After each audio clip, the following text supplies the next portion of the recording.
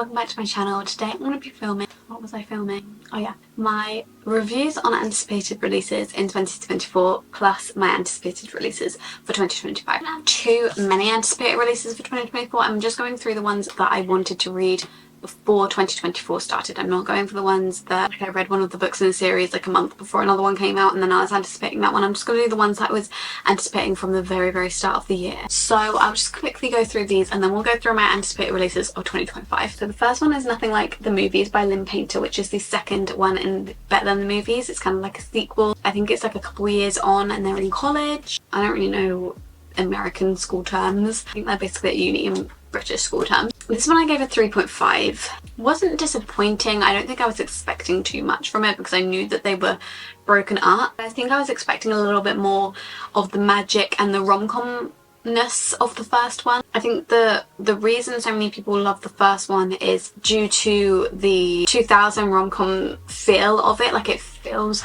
like a coming-of-age rom-com, and the second one definitely didn't really feel like that. A lot of the romance didn't take place until the end of the book. It took a long time for that sort of rom-com feel to come into it. So I think maybe I went into it with the wrong expectations in that way. It was still good, like I still enjoyed it, and I understand why it had to be a little bit less of a rom-com vibe because it was a little bit more of a serious book. Like, they had been through a lot, both of the characters, especially Wes with his life and then Liz with their breakup, because if you didn't know, this basically follows after they've broken up. So it's kind of like a second chance romance in that way, so it can't really be as rom-com-y because of those aspects. But yeah, I feel like that was kind of the appeal with the first one and it kind of lost that appeal with the second one. Then we have Powerful, which was a novella in the Powerless series. This came out in April, I think. And this one follows Adina, who was Payden's best friend in the first Powerless book, and it basically follows what she was doing whilst Payden was taken away to the castle to train for the trial. And it was really interesting to see more about Adina. There's a little bit of a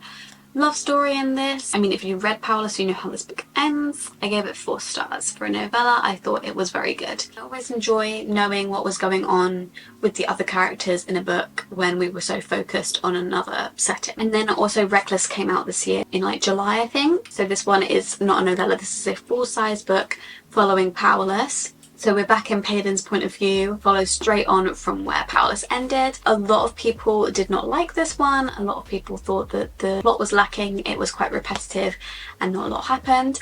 Personally, I just really like the characters in this book and I really like Lauren Roberts' writing, and so it doesn't really faze me too much. The plot wasn't as fast-paced as Powerless. Given Powerless's ending, a lot of people expected complete dramatics with this book, and that wasn't what we got. I personally saw people's reviews before I read it that wasn't what it was, and so I wasn't blindsided, but I think a lot of people probably, if they didn't see that beforehand, then rightfully so, they would think that this book was going to have a lot of action and a very fast-paced plot because Powerless ended in such a dramatic way. I just enjoy the characters, and seeing them in any way was going to entertain me. I'll probably tell you guys if the book let me down. So Better Than the Movies. Better Than the Movies was only 4 stars for me anyway, so I wasn't really expecting crazy things from Nothing Like the Movies, and so I don't think it really let me down. I feel like it was kind of what I expected. This one is a novella, so yeah, I expected the 4-star rating. I don't really give novellas more than 4-star. Reckless, I obviously expected a 5-star. I did expect to be a little bit more obsessed with it. I did expect more action. I don't think I was let down by it. It was still a 5-star. By the way, I've not gone in order of when these came out at all. Got The Reappearance of Rachel Price by Holly Jackson. This one I do feel like kind of let me down a little bit. Still gave it a 3.5, but Holly Jackson's books are always like a 5-star for me, and so 3.5 was kind of disappointing. Personally, I just didn't relate to the characters. I didn't feel much attachment to them, which is crazy because in A Good Girl's Guide to Murder, like, the characters were some of my favourite parts of the book. But in this one I didn't feel much of an attachment to Belle, who is our main character, and her mum basically goes missing 16 years ago, but then they start filming a documentary on the fact that she went missing, and then she reappears, which says on the front, and I just think it took a long time for her to reappear, given the fact that it literally tells you that she reappears on the title and on the back. So I feel like for the first like 100 pages I was just kind of a little bit bored because I was just waiting for that to happen, and I did kind of guess the reveal a little bit. So it was kind of a letdown for me. I do really still enjoy Holly Jackson's writing. There were still a lot of things that were shocking. I enjoy how she wraps everything up. I enjoy the tiny sprinkling of romance that she puts in there. I enjoyed a lot about this book, which is why it was at 3.5, but there was also things that I didn't enjoy, and it was a little bit disappointing for me. And then the last one that I have is Funny Story by Emily Henry, which was my most anticipated of the year. It did not let me down. Emily Henry has never let me down. That's why she's always my most anticipated of the year. Her books have always been a 5-star from me. I do not have a single book from her that is not 5 stars. Miles and Daphne, both the characters in this, I loved them. I loved the story, I loved the plotline. It was a very funny story, and I loved how she opened the book and then ended it. I think it wrapped together really well. I love how she wrote the banter in this book. Obviously in every book she's so good at that. I don't know, her books just make me feel happy, and they also have the emotional subplot. This one isn't my absolute favourite Emily Henry. I think it's third. All Emily Henrys are a 5-star except Beatrix, which is a 6-star. Okay, and then in terms of books that I'm looking forward to for next year, I've got a few here that I've screenshotted. I probably have missed some. If I have, please let me know. And then I can film another one of these videos at the end of next year telling you my reviews of these ones. First of all, we've obviously got Emily Henry's new book, which is called Great Big Beautiful Life, which comes out in April again. I believe this one follows 2 writers who are on an island who are competing to be able to write this person's biography, I think. So that sounds really interesting. Love romances between 2 writers. And then we've got Sunrise on the Reaping by Suzanne Collins, which is the next book in the Hunger Games series after The Ballad of Songbirds and Snakes, but for the first Hunger Games, which follows Haymitch's Hunger Games. Then we've got Onyx Storm by Rebecca Yarros, which is the 3rd book in the Fourth Wing series, which this one and Emily Henry's one I think are my most anticipated of next year. I think I've been waiting so long for Onyx Storm that maybe it's a little bit more anticipated, just because we've had another Emily Henry book much more recently. Very much anticipating that one. I'm quite scared from where I'm Flame ended, but very excited. Then we've also got Say You'll Remember Me by Abby Jimenez. So this one has obviously got a Taylor Swift title, which intrigues me anyway. I don't really like how loads of books have Taylor Swift titles at the moment, to be honest, but if it's Abby Jimenez, I'll allow it. And the cover looks really cute, and I do love Abby Jimenez's books.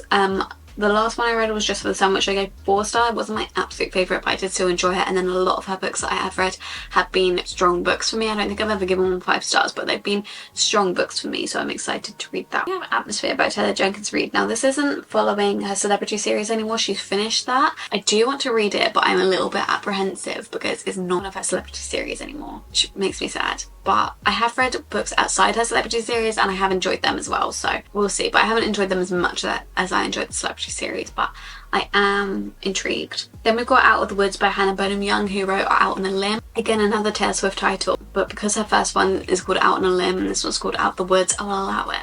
I don't actually know what this one follows. They seem to be in a camp or something, but I really enjoyed Out on a Limb, and so as soon as I finished Out on a Limb I went to look for when her next release was. Then we've got Wild Side by Elsie Silver, which is the 3rd one in the Rose Hill series. Now I've only read one Elsie Silver book, which was Wild Love, which is the 1st book in the Rose Hill series, so I do need to read the 2nd one, and I do need to go back to Chestnut Springs series and read those as well. But I'm still anticipating the 3rd one, even though I haven't read the 2nd one yet, because I really enjoyed the 1st one. Then we've got Watch Me by Tahira Mafi, which is the new book in the Shatter Me series. So she had the Shatter Me series finished a while ago, but now they have got a new book which follows her little brother.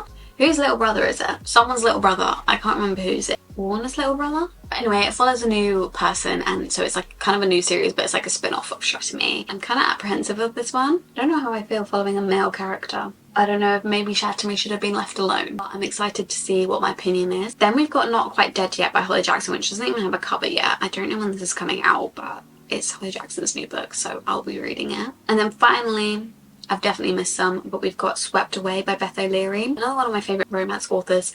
I've read every book that she's released. The Wake Up Call, which is her most recent one, I didn't really like as much as I liked the other ones. I found that one very slow. I think I gave it a 3-star.